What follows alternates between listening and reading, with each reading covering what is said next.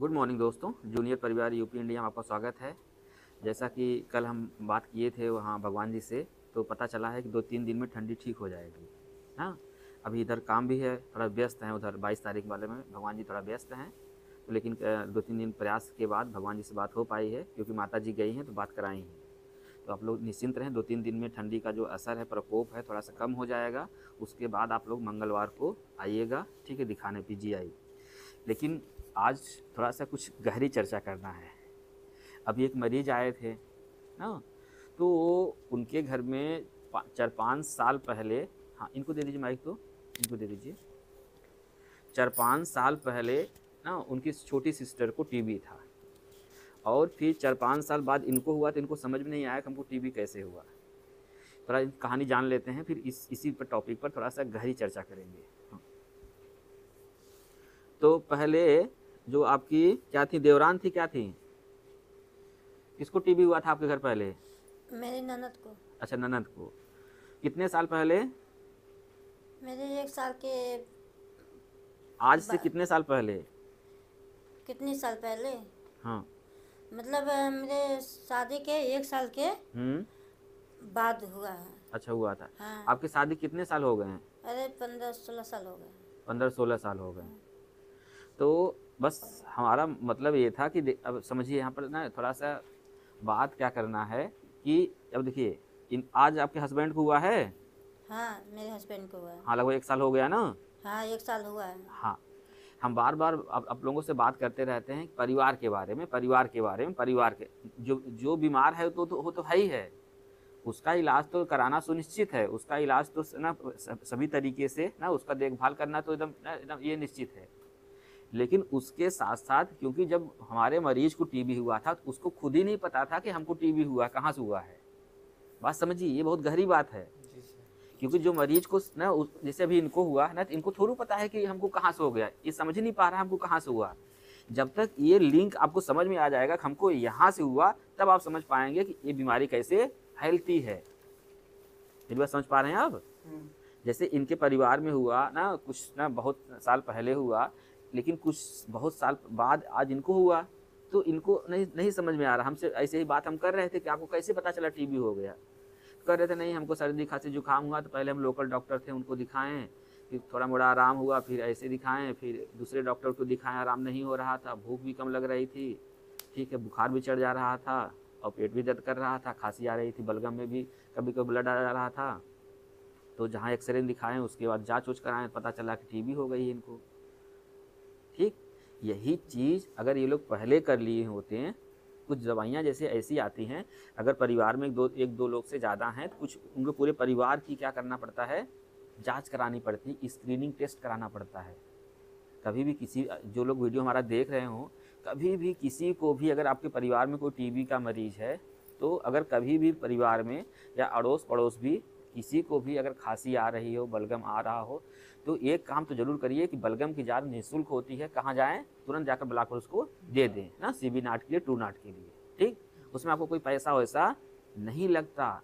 उससे पता है एक फ़ायदा ये हो जाएगा, मान लीजिए कोई बीमारी शुरुआत में ही पता चल जाएगी, ठीक हो जाता है ना हो। जैसे हम लोग अपने बच्चों को देखिए कितना मैं तो मेहनत से, ठीक है, उनके लिए टिफ़िन पैक करते हैं, उनका ना, ठीक है, उनका जो बोर्ड का बिस्तरा होता है अच्छे से मैनेज कराते हैं, होमवर्क कराते हैं, फिर उनको बस पे छोड़ते हैं, फिर टाटा बाय करते हैं, उनको रिसीव करने जाते हैं, लेने जाते हैं ना, करते हैं ना। क्योंकि हमको पता है ना कि शुरुआत वाली जो दिक्कत है, अगर इसी में हमारा बच्चा थोड़ा सही से कायदे से पढ़ना लिखना ना सीख गया, उसके अंदर समझदारी डेवलप हो गई, कुछ अच्छी करने की भावना आ गई, तो बच्चा हमारा निकल जाएगा। शुरुआत वाला खेला तो बहुत इंपॉर्टेंट होता है ना हो। तो ऐसे हम लोग को समझना पड़ेगा क्या, कि बीमारी के बारे में, कि फैलती कैसे है, रोकथाम कहाँ से होता है, कैसे इलाज होता है। अच्छा, आप आई हैं ना, हाँ दीजिए, उनको दे दीजिए माइक, दीजिए दीजिए दीजिए। हाँ, कब से आ रही हैं आप? 1 महीने पहले से। 1 महीने पहले से, जस्ट 1 महीने पहले से। जी। कुछ वजन बढ़ा है? अभी वजन किए नहीं है सर। वजन नहीं की है? नहीं। अच्छा, तो कुछ लग रहा है, कुछ आराम हुआ है? जी, आराम तो लग रहा है, बट रात में नींद नहीं आती है। नींद नहीं आती, ठीक है हाँ, पैर ना। में दर्द होती है।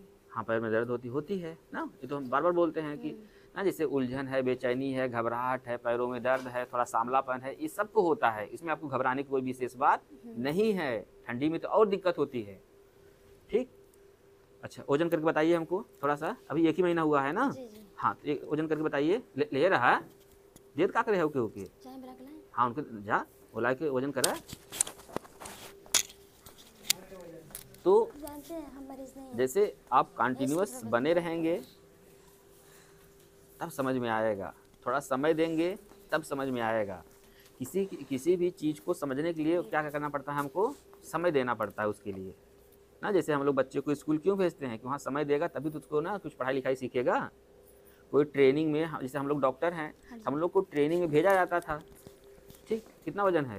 46। 1 किलो वजन बढ़ा है। 1 किलो वजन बढ़ा है। जी। अब 1 महीने में 1 किलो इनका वजन बढ़ा है। ठीक, ये जो छोटी मोटी दिक्कतें हैं अब जो आई हैं इसका भी समाधान है, ऐसा नहीं है ना। और भी जो खांसी उसी आ रहा था उसमें आराम था, जी कम हुई खांसी से। कम हुआ।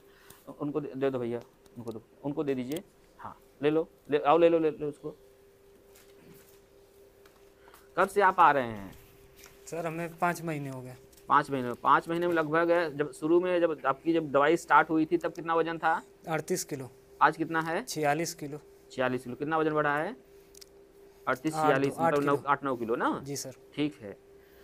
तो अब जैसे आप पहली बार जब आए थे आप यहाँ, जी सर। आपको लगा होगा ना कि जैसे जब शुरुआत किए थे दवाई का तो दिक्कत हुई थी ना थोड़ी? दिक्कत होती है सर। हाँ दिक्कत होती है ना, जी। सबको दिक्कत होती है। शुरुआत में 2-3 महीने जैसे दवा जी। खाने के बाद उलझन, बेचैनी, घबराहट ये सब होता रहता है, नॉर्मली है। हाँ ये सब मतलब नॉर्मल है, समझे। झुआ भर दवाई क्यों खाए हो, ये दिक्कत ना होई, वही लोग बतावा ना।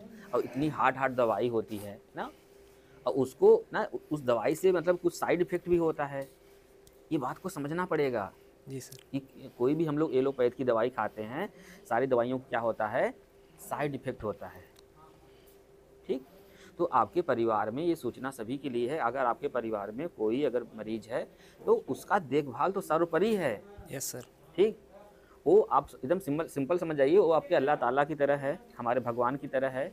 जो लोग ईसाई होंगे उनके भी जो भगवान होंगे, उनके गॉड होंगे, उनका है, समझिए वो वही है। क्योंकि वही रहेगा तभी रहे, मतलब आप लोग हैं। अगर उसको आप लोग सही से देखभाल नहीं करेंगे, सही से पूजा पाठ नहीं करेंगे, सही से, ठीक है, वो आप लोग क्या बोलते हैं जो सुबह शाम करते रहते हैं, सही से उसका नमाज नहीं पढ़ेंगे ना, जो लोग वो ईसाई होंगे, वो जो लोग करते होंगे, अगर नहीं सही से करेंगे तो पूरा परिवार, तो फिर क्या मतलब है ना, कोई रहेगा ही नहीं तो क्या मतलब है।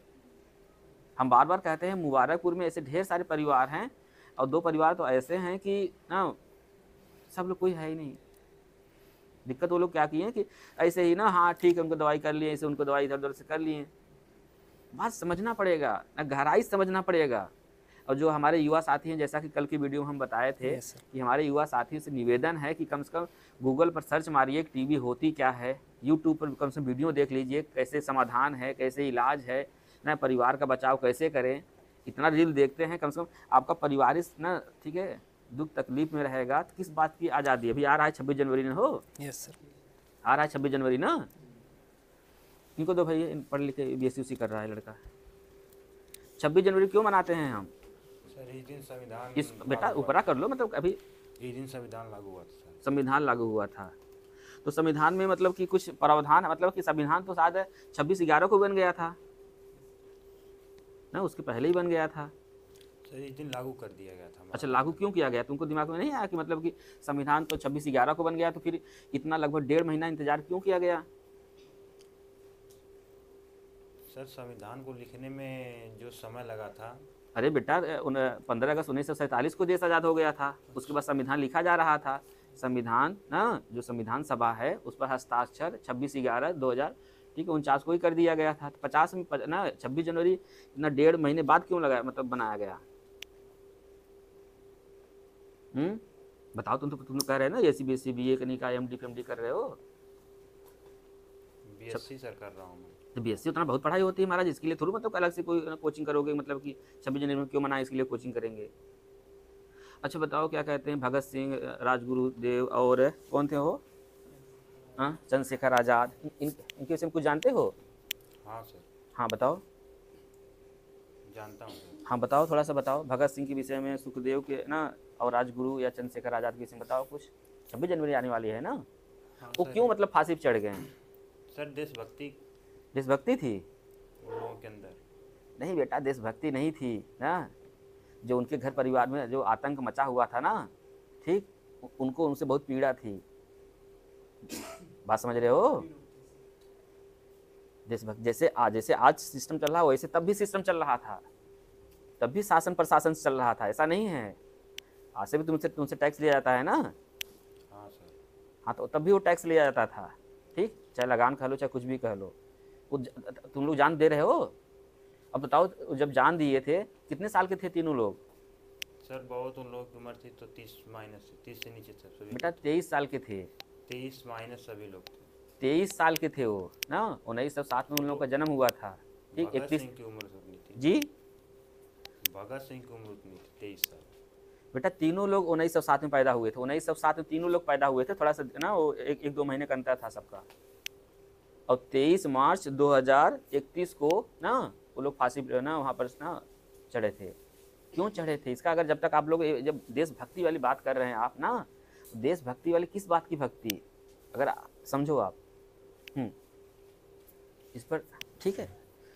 देशभक्ति ना वो इसलिए नहीं थी कि मतलब उनका देश गुलाम था, उसमें तो पता ही नहीं चलता था हमारा देश गुलाम है। नहीं, कर्नाटक में क्या चल रहा है ना, मध्य प्रदेश में क्या चल रहा है, बिहार में क्या चल रहा है, ठीक है, असम में क्या चल रहा है, किसी कुछ पता था? उसमें भी राजा थे, महाराजा थे। ऐसा नहीं है, समझो। जैसे जब अभी तुम्हारे घर, जैसे अभी हम बात कर रहे हैं ना, जैसे एक मरीज है टीबी का, ठीक, एक मरीज है हमारे घर टीबी का, एक मरीज है बीपी का, कोई शुगर का है।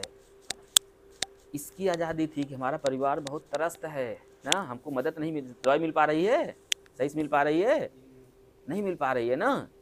इसकी दिक्कत थी उनको, परिवार की दिक्कत थी, समाज की दिक्कत थी उनको, ठीक। देश गुलाम तो उनको ना उस समय थोड़ी उतना वो था।